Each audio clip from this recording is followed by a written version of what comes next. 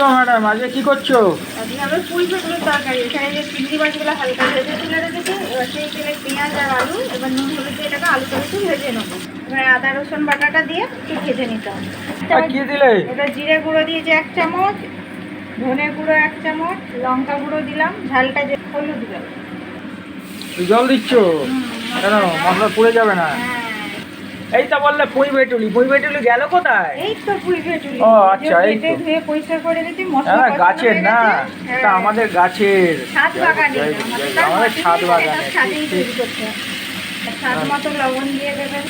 কষাও ভালো করে কষাও। ভালো করে কষিয়ে মিষ্টিটা এর মধ্যে আমি দিয়ে দেবো। তাহলে কি হয়, যখন সেদ্ধ হবে ওগুলোর সাথেও ঢুকে যাবে ভেটুলিগুলোর মধ্যে। মিষ্টিটা পরে দিলে ডাঁটায় বা ভেটুলিতে থাকে না। দিলাম দিয়ে আমি জল দিয়ে এটাকে প্রেসারে সেদ্ধ করুন, প্রেসার কুকারে। আপনার চাইলে কড়াতেও করতে। প্রেসার কুকারে করলে জিনিসটা ভালো হয়ে গেছে। এবার আমি চিংড়ি মাছগুলো দিয়ে দেবো। যতক্ষণ জলটা আছে এই জলে এবারে এটা সেদ্ধ হবে। ভাজা চিংড়িগুলো হালকা ভাজা চিংড়িগুলো দিয়ে আমি একটু নেড়ে ঢাকা দিয়ে দেবো। পুঁই ভেটুলি চিংড়ি কি লাভলি খেতে লাগে গরম ভাতে। আমার ততটাই অপছন্দ। আমার বইয়ের ভাল লাগে না, আমার খুব ভাল লাগে।